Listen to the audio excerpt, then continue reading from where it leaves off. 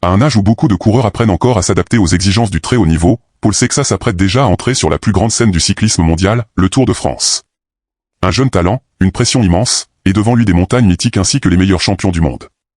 Est-il trop confiant ou sommes-nous sur le point d'assister à la naissance d'une nouvelle star? Aujourd'hui, Candy Cyclisme va analyser avec vous le parcours ambitieux de ce joyau français qui attire toute l'attention du peloton européen. Cet été, le Tour de France pourrait ne plus être seulement une histoire de victoire, mais aussi celle d'une nouvelle génération qui s'installe sur le devant de la scène.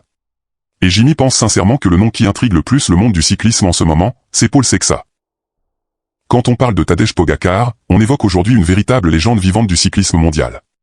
Un coureur déjà multiple vainqueur du Tour de France, capable de grimper, sprinter et contrôler une course presque à la perfection. À l'heure actuelle, Pogačar n'est pas seulement un favori, il est devenu une référence, une norme à laquelle on compare tous les jeunes talents.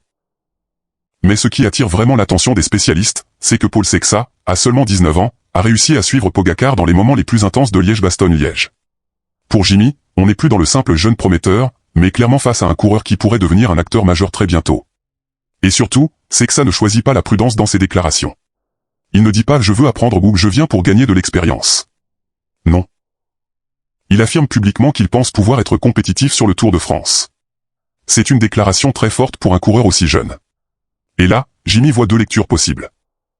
D'un côté, cette confiance est précieuse. Dans le sport de haut niveau, si l'athlète lui-même ne croit pas en ses chances, personne ne le fera à sa place. D'après ses propos, Sexa ne semble pas agir dans l'impulsivité.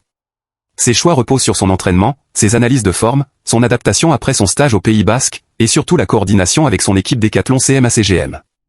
De l'autre côté, le Tour de France est un environnement extrêmement impitoyable.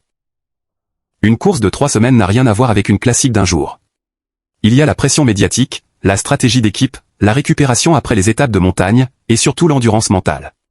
Beaucoup de jeunes coureurs explosent tôt, mais craquent sur la durée. C'est là que la différence avec Pogačar est évidente. Pogačar a déjà tout vécu. Il sait gérer l'effort, attaquer au bon moment, et surtout contrôler une course de 3 semaines. Il a cette mentalité de champion confirmé. Sexa, lui, entre à peine dans ce monde. Mais Jimmy doit être honnête, c'est justement cette jeunesse qui rend Sexa si fascinant. Il court sans peur. Les jeunes coureurs n'ont pas encore ce poids psychologique de l'échec, ce qui leur permet parfois de prendre plus de risques et de créer la surprise.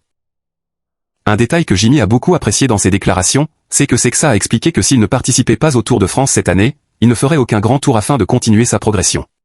Cela montre une gestion réfléchie de son développement. Son équipe ne cherche pas à brûler les étapes, mais à choisir le bon moment. C'est une approche intelligente.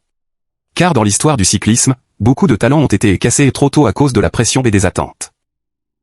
Ici, on sent une volonté de préserver un équilibre entre ambition et progression à long terme. Et face à Pogačar? Soyons réalistes, aujourd'hui, Sexa n'est probablement pas encore au niveau pour battre Pogačar sur 3 semaines complètes. L'écart en expérience, en gestion de course et en régularité reste important. Si le tour se déroule normalement, Pogačar reste largement au-dessus.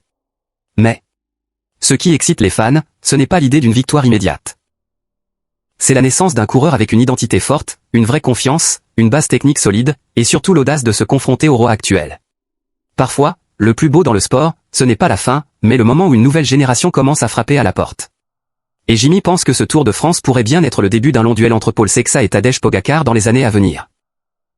Le Tour de France a toujours transformé de bons coureurs en légendes, mais il reste aussi le test ultime pour les jeunes talents. Pour Paul Sexa, ce ne sera peut-être pas encore l'année du maillot jaune, mais ce sera sans doute l'occasion de montrer au monde entier son potentiel et sa personnalité. Et qui sait, dans quelques années, le nom de Sexa pourrait bien devenir l'un des plus grands rivaux des champions comme Tadej Pogačar. Si vous aimez les histoires sur la nouvelle génération du cyclisme mondial, n'oubliez pas de vous abonner à Candy Cyclisme pour continuer à suivre les prochaines étapes passionnantes à venir.